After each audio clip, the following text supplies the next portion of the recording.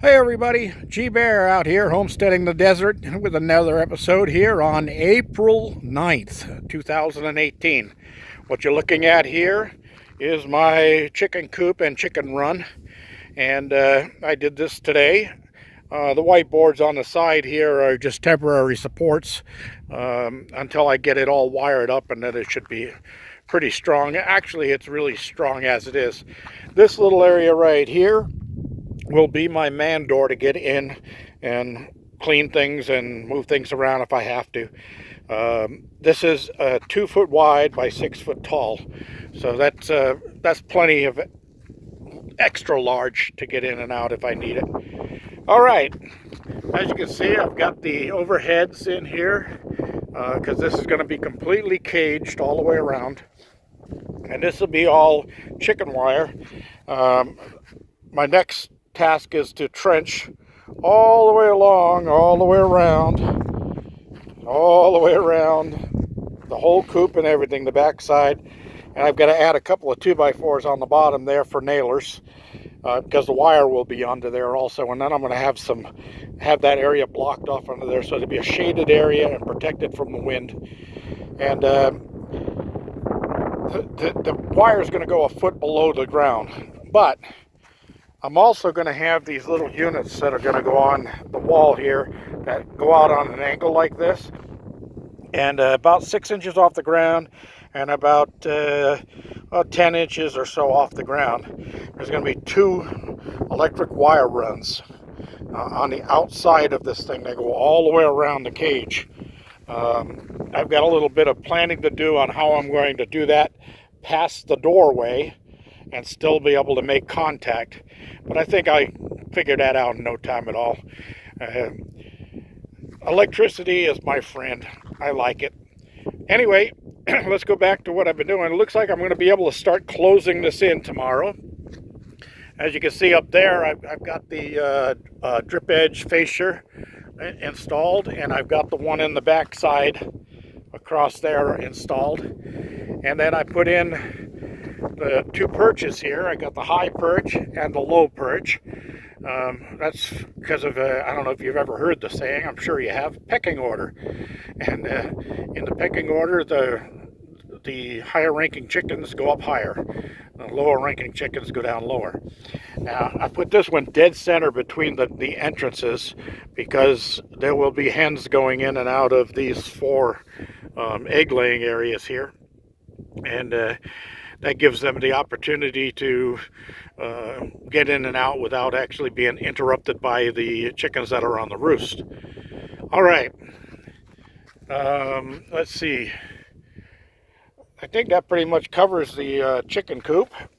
I will be starting to install the inner walls on here, and then I can get my foam insulation into these walls for protection against the heat.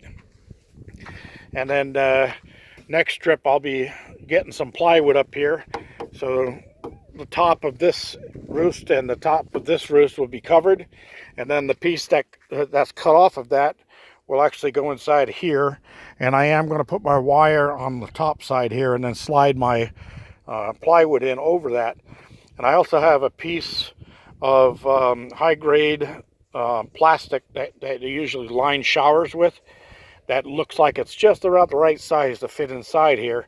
So I'll glue that down to the top of the board so that it'll be very easy to clean out. And I'll be able to slide that whole board out, drop it down, and then just scrape the droppings off of it, pick it up, and slide it right back in again.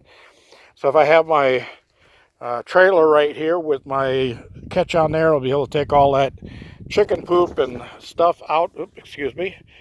I'll take that chicken poop out and move it over to the compost and get the compost all sweetened up with a little bit of nitrogen. All right, let's move on back to the cabin. I've already closed up the containers because I didn't do much in there except pull a couple of items out I needed to change the bandage on my leg today. And I also had to bring out a couple of items of cookware because tonight I'm making a meal called bistek ranchero, which is a Mexican ranch steak. And basically it's, you slice steak into thin strips, and you get it going into a pan, and then you saute it with tomatoes, onions, jalapeno peppers, and cilantro, and you season it with salt and black pepper, and then you saute that until it's all brought together almost like a stew, and you serve that with flour tortillas. So I got my little cast iron pan there so I can heat up my flour tortillas. All right, let's go to one next thing here. Yesterday I mentioned this Cradlepoint unit, and I'm going to show you that again. Okay, I got a couple of questions on this, so I'm gonna straighten you out on that. That's an MBR. That's Mike Bravo Romeo, MBR 1400 or 1400. And this is a pretty fast processor unit. It also has a USB 3 port on this side. And this little add-on here is an MC200 LE. And that's a Verizon unit. You can get units like this little add-on unit, for all of the different providers. They all have one.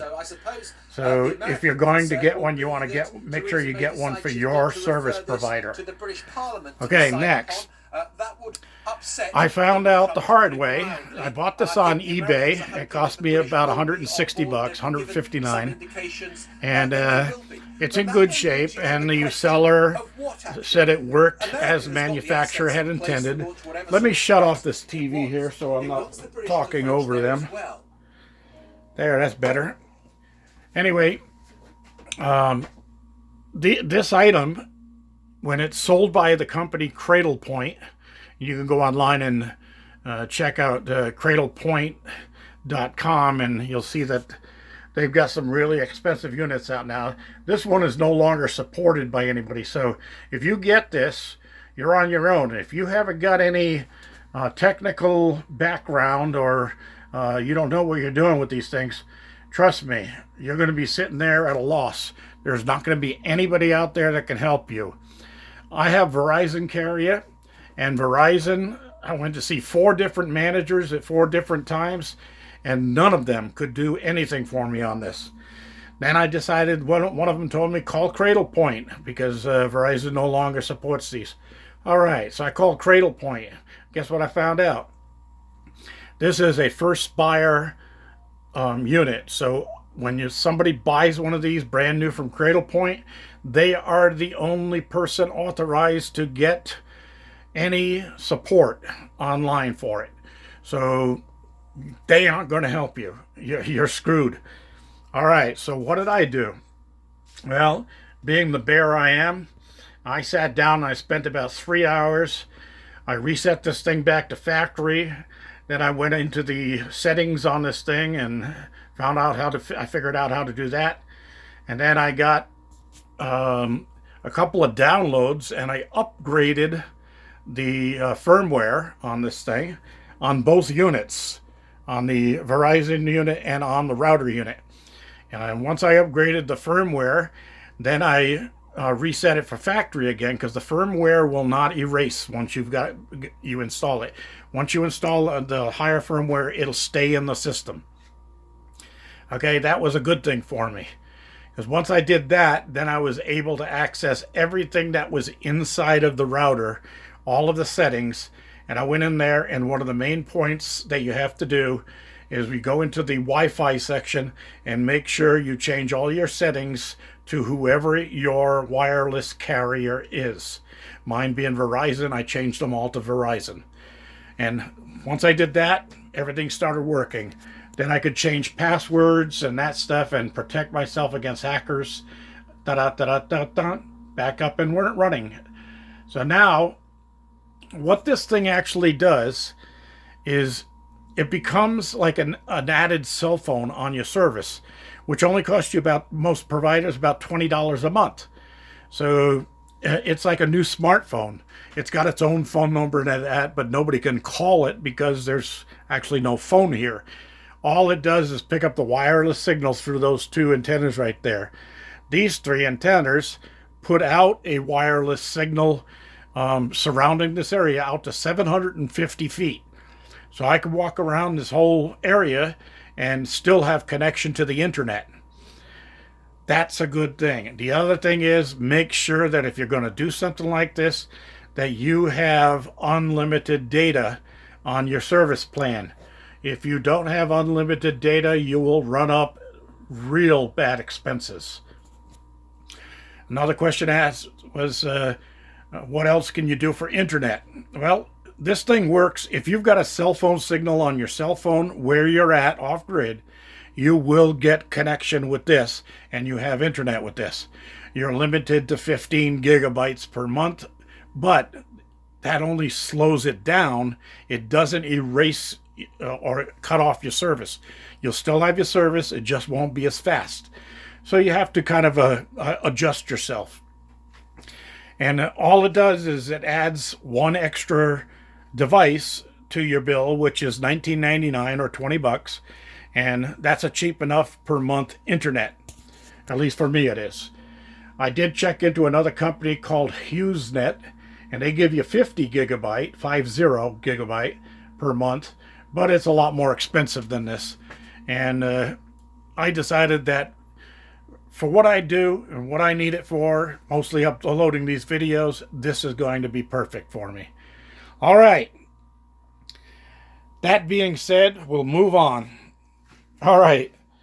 I was also asked about what I was putting on my my leg cut, and yeah, here is the colloidal silver, and I apply that to the topical, to the bandage, and I also squirt a little bit under my tongue, and that just helps keep up the immune system, just to fight infection.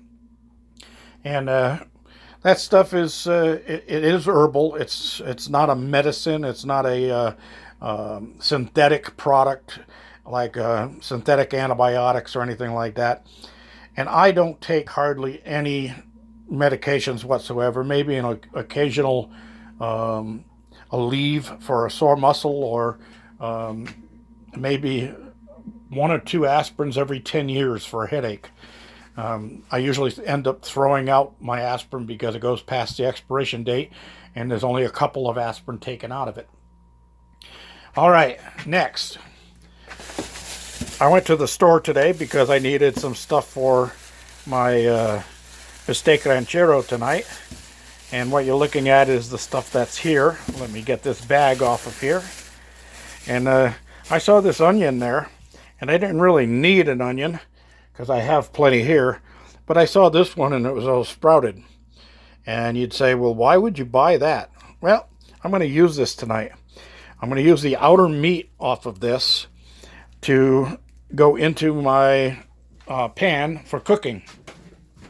The part that's left will be some bulbs with those green parts coming out of it. And here's one that I've got in the window, and I got it sitting in a little cut off piece of aluminum can with water in the bottom. And you can see this one has sprouted 3 different stems on it. Well, when I break off this old meat off the edge here and get down to the bottom, I'm going to have 3 separate plants there. And those roots, I'd be very careful not to tear the roots off. You take those 3 separate little bulbs and you plant them just about a ½ an inch below the green into the soil, and then water them and get them ready to go. Here's another one that's just starting to sprout off the top. So I don't throw those old onions away. I sprout them and I plant them, and I keep getting more onions. So I'll put those 3 in one pot, and I'll get 3 nice fresh white onions off of that down the line. This one here that I just bought today looks like I might get 2 or 3 off of this one. So that's how you save money. Now I'm going to use the rest of this in my pan tonight, And then I'm going to have a couple of plants that I can put into some water here and get them started. And then I'll be bringing up some empty flower pots on the next run, which is going to be here in a day or so.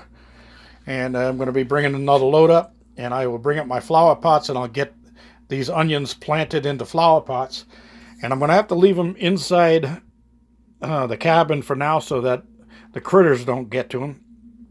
But I'll just set them in the windows and keep them watered so that when I'm ready to plant them in my garden shed, I'll plant them in the garden shed and they'll be all ready to go. That's about it today, people. Another episode of G Bear Homesteading the Desert, signing off.